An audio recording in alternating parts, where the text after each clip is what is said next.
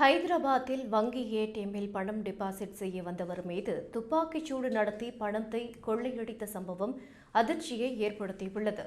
ஹைதராபாத்தில் இருக்கும் கோதி பகுதியில் எஸ்பிஐ வங்கி அலுவலகம் செயல்பட்டு வருகிறது. வங்கியின் முன்பகுதியில் ஏடிஎம் இயந்திரம் மற்றும் பணத்தை டெபாசிட் செய்யும் இயந்திரம் இருக்கிறது. இன்று காலை ரஷீத் என்பவர் தன்னிடம் இருந்த 6 லட்சம் ரூபாய் பணத்தை டெபாசிட் செய்வதற்காக எஸ்பிஐ வங்கிக்கு வந்துள்ளார். அப்போது அவரை பின்தொடர்ந்த 2 பேர் திடீரென ரஷீத் மீது துப்பாக்கிச்சூடு நடத்தினர். அவரிடம் இருந்த 6 லட்சம் ரூபாய் பணத்தை இருவரும் கொள்ளையடித்து சென்றனர். அதில் ரஷீத்துக்கு காலில் பலத்த காயம் ஏற்பட்டது.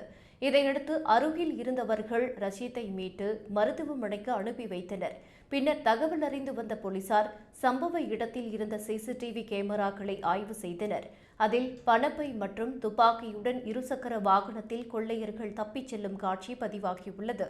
இதுகுறித்து போலீசார் வழக்கு பதிவு செய்து விசாரித்து வருகின்றனர். அதிகாலையிலேயே வங்கியில் டெபாசிட் சென்றவர் மீது துப்பாக்கிச்சூடு நடத்தி பணம் கொள்ளையடிக்கப்பட்ட சம்பவம் அதிர்ச்சியை ஏற்படுத்தியுள்ளது.